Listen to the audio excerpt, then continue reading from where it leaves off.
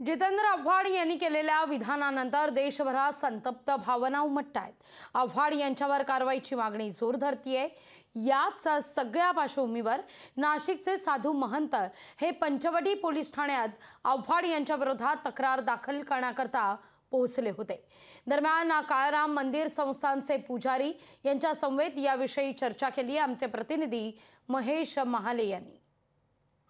राष्ट्रवादी काँग्रेसचे नेते जितेंद्र आव्हाड यांनी शिर्डीच्या राष्ट्रवादी काँग्रेसच्या शिबिरामध्ये प्रभू श्रीरामांबद्दल वादग्रस्त वक्तव्य केल्याने याच्यानंतर संतप्त भावना उमटत आहे। सर्व साधू महंतांमध्ये तीव्र संताप उमटत आहे आणि निषेध केला जातोय। या सगळ्या पार्श्वभूमीवर नाशिकच्या पंचवटी पोलीस ठाण्यामध्ये साधू महंत हे तक्रार देण्यासाठी आलेले। आपल्यासोबत काळाराम मंदिर संस्थानचे पुजारी आहे। गुरुजी, तुम्ही जितेंद्र आव्हाड यांच्या विरोधात तक्रार दाखल करताय, नेमकी काय मागणी करणार आहे?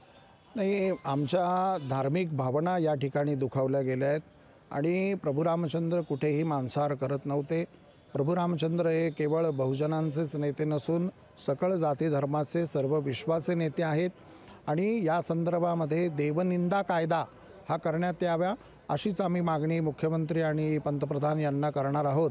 आणि त्याच्या स्वरूपामध्ये आज पंचवटी पोलीस स्टेशनमध्ये जितेंद्र आव्हाड यांच्यावरती गुन्हा दाखल करावा म्हणून आम्ही या ठिकाणी सर्व प्रमुख संत महात्मे फार म्हणजे त्याला संपूर्ण महाराष्ट्रामध्ये या पद्धतीचे गुन्हे दाखल होणार आहेत। विशेषतः राष्ट्रवादीच्या प्लॅटफॉर्मवरनं वारंवार अशा पद्धतीचे वक्तव्य होत आहेत। ही 7वी-8वी वेळ आहे आणि यांना शरद पवारांचा पाठिंबा आहे का या सर्व गोष्टीला, असंच आम्हाला वाटतंय। हे षडयंत्र असावं काहीतरी। एकूणच आता जितेंद्र आव्हाड यांच्या विरोधात नाशिकच्या पंचवटी पोलीस ठाण्यात गुन्हा दाखल करण्यात येतो।